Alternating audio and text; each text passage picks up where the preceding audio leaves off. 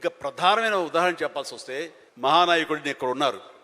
అలిపిరి సంఘటనతో అక్కడి నుంచి పడి లెగిచి ఎంత డీమోటివ్ అయిపోవాలి, చావు తప్పి కన్నులు అట్టపోయినట్లుగా ఆ రోజున పరిస్థితి ఉన్నప్పుడు ఆ విజువల్స్ చూసి ఎక్కడ చెక్కు చెదరలేదు. ఆయన మానసిక స్థైర్యంతో ఉన్నారు.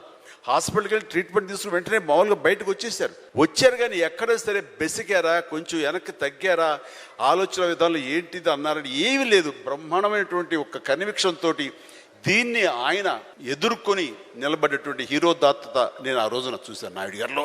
ఇలాంటివి వస్తుంటాయి కానీ వీటిని మన కన్విక్షన్, మన నమ్మకం, మన మీద మన నమ్మకం ఖచ్చితంగా ముందుకు వెళ్ళిపోతుండాలి. మనల్ని ఆదరించే ప్రేక్షకులు లేదా రాజకీయంగా వస్తే ప్రజలు ఎప్పుడు మన యొక్క మంచిని, మనం చేసిన కృషిని, మన యొక్క ఇన్నర్ మన ఫీలింగ్ని, మన జెన్యూనిటీని, మన ఆనెస్టీని, నిజాయితీని ఖచ్చితంగా గుర్తించగలరు.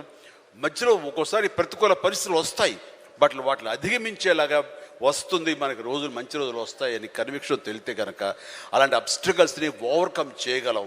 దానికి గాను నువ్వు నీ మానసిక ధైర్యాన్ని కోల్పోకూడదు. ఇక్కడ నిలబెత్తున్న నిదర్శనం చంద్రబాబు నాయుడు గారు.